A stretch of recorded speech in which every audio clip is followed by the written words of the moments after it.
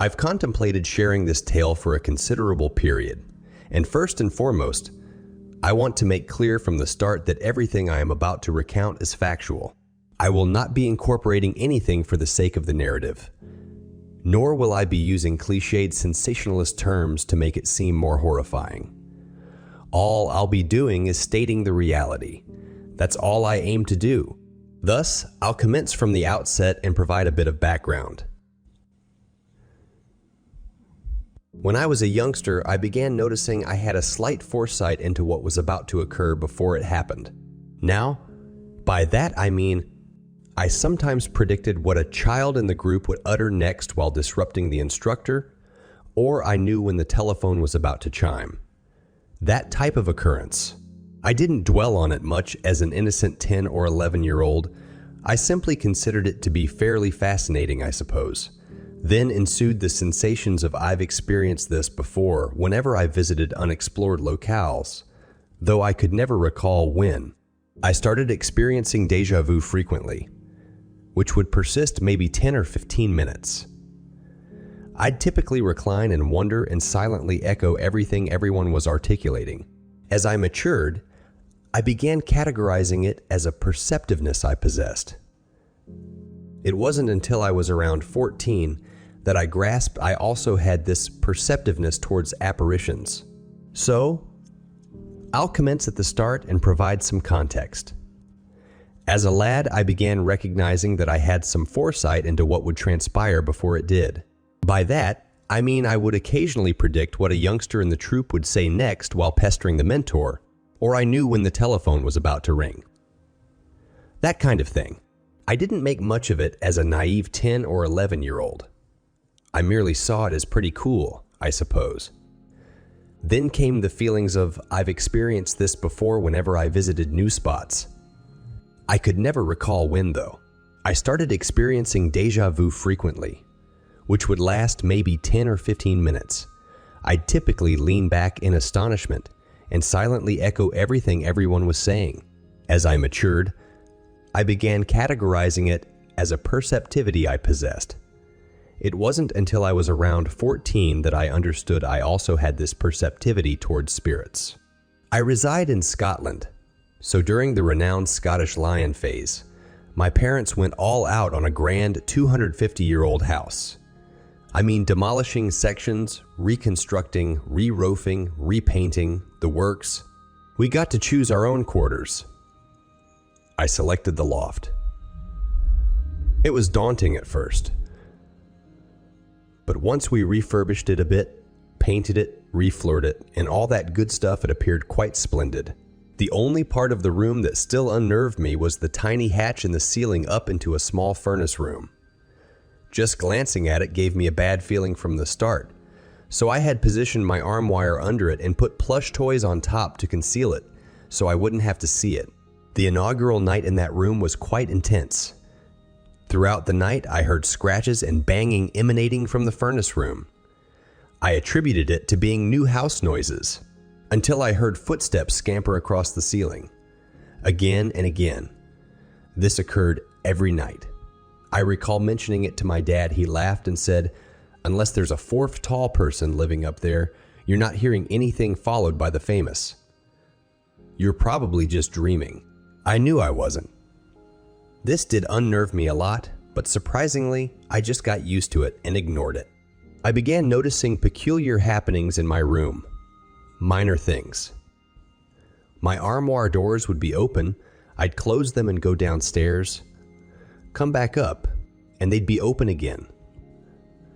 Probably just a slope in the floor, my dad concluded. Trinkets around my room would be in different positions. That kind of thing. Then came the feeling of being watched, scrutinized very attentively.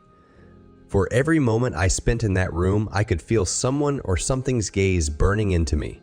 It was uncomfortable to say the least, but I tried to get on with things. It wasn't long until I started getting night terrors. I saw awful things, sights I would not want to see again. However, the fact they were dreams made it less traumatizing, albeit slightly disturbing. My mother told me she would hear cries in the middle of the night. She'd get out of bed to find me standing outside my door. shrieking and sobbing. She'd ask me what's wrong, but I'd simply shake my head and lower my chin to my chest. I don't remember any of the crying. When I was told I was doing this, I was pretty rattled. Something like that had never ever happened to me before. I began feeling a bit depressed being in that house. Specifically my bedroom.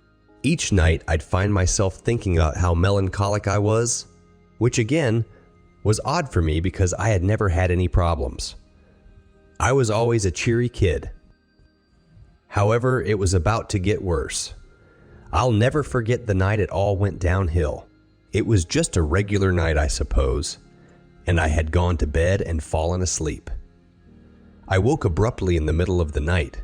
Within a second of waking up, I was overcome with terror and dread. I felt something watching me again, only this time, I saw it. I slowly turned my head to the left of me, and there I saw it, a dark black figure staring at me. Its head was cocked forward from its body, looking down at me. I thought I was dreaming, so I sat up, blinked and rubbed my eyes. No such luck. It was still there, only it appeared as shocked as I was. It jerked back, perhaps when it realized I could see it, and slithered down the side of my bed, across the bottom of my bed, as disappeared into the darkness. I couldn't do anything, only sit there in terror and sob quietly. I had never been so frightened. I stayed on the couch for a few days after that, and avoided my bedroom entirely. I changed after that night. I couldn't eat, and I couldn't eat, and I couldn't do anything. I was just a terrified mess. It wasn't long before I decided enough was enough and braved the room once again. Due to sheer exhaustion, I managed to fall asleep on my bed for what felt like 5 minutes before waking abruptly. It was there again. Only this time its face was directly opposite mine.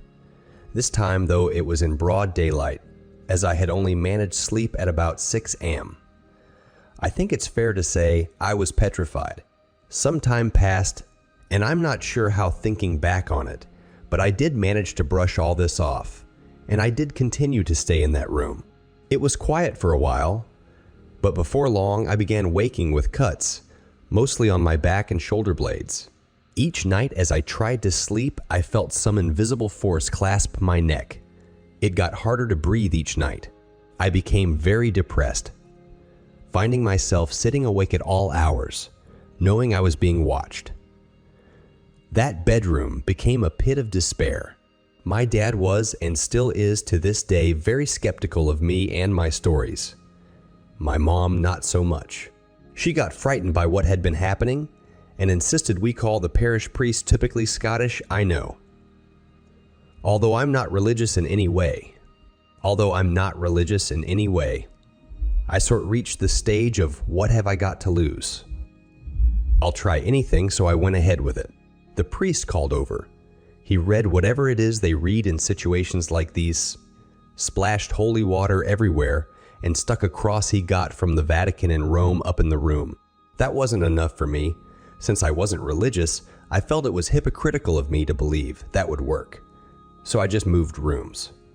I'm still terrified of that loft, and have only been in there for brief moments when I've had to be since. I just assumed the loft was haunted, and left it at that.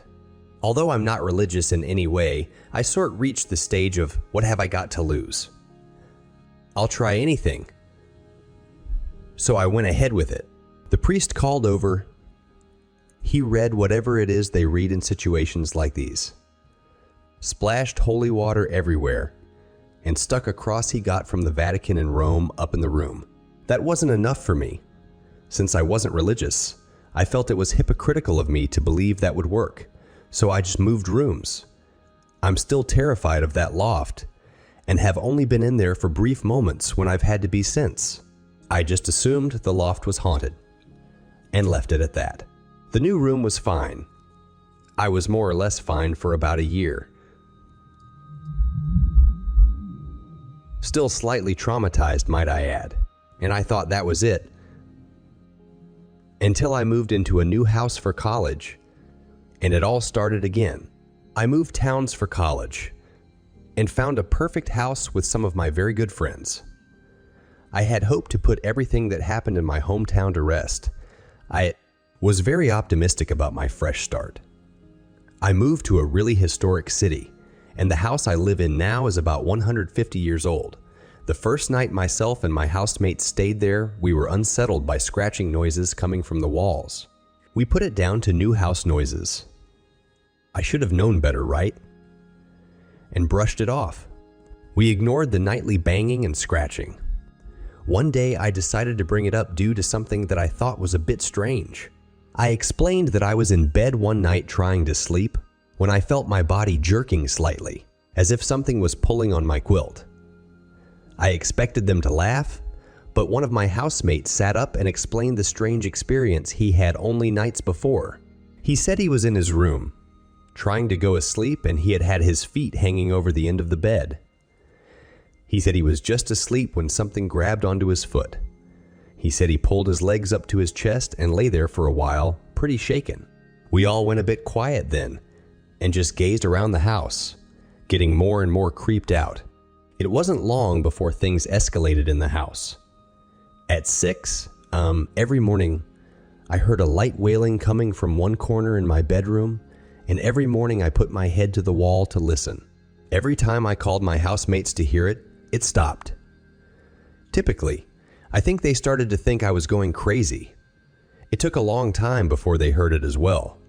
I was pretty relieved when they said the words, "Yeah, I hear it too," because I was beginning to question my sanity. There was then daily banging from the kitchen, switches flicking on and off and the likes. We kind of just laughed it off all the time. I knew something was up though when I saw a black figure again. I had been sitting on the couch and could see into the kitchen from the corner of my eye. I happened to catch a glimpse of it, staring in at me. I looked over quickly. It was gone. I ignored it and decided not to say anything. I didn't get too freaked out. It didn't get too freaked out. It's since I was kind of used to it at that point, I guess, but I lost it slightly when one of my housemates let something slip. We were all at a party and one of my housemates turned to me and said something along the lines of, "Can you believe what our other housemate saw the other night?" I had no idea what he was talking about, so I confronted the other guy. He sighed and explained how he didn't want me to be scared and wasn't going to say anything, but went on to tell me how he saw a black figure in the bathroom. I wondered if it was the same black figure I saw. We were all very wary in the house from then on. Then came the night it all went downhill. Again. It was only me and my housemate who had seen the black figure. The other had returned home for the weekend. We were both in the living room working on college stuff when we heard a bang.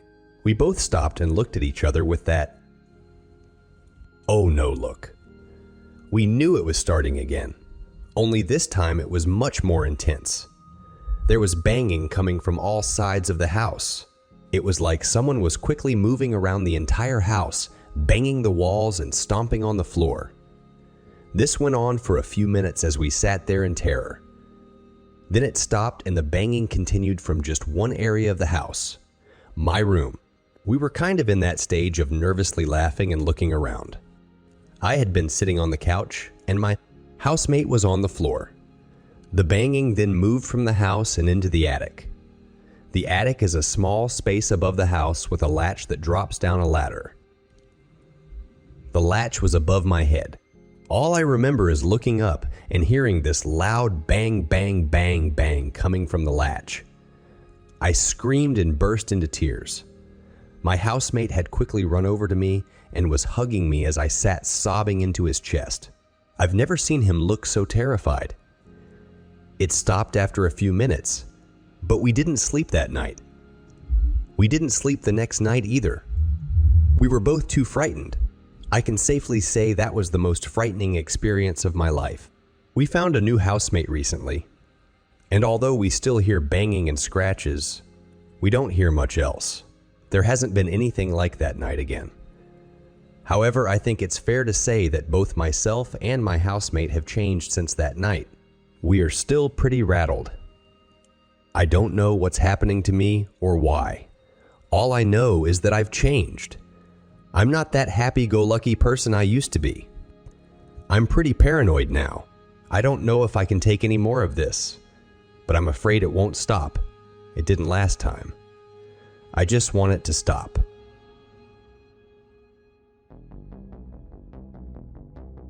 Thank you for listening to this story till the end. We are still experimenting with this format, so your feedback is highly appreciated. Please give us your feedback by liking or disliking the content.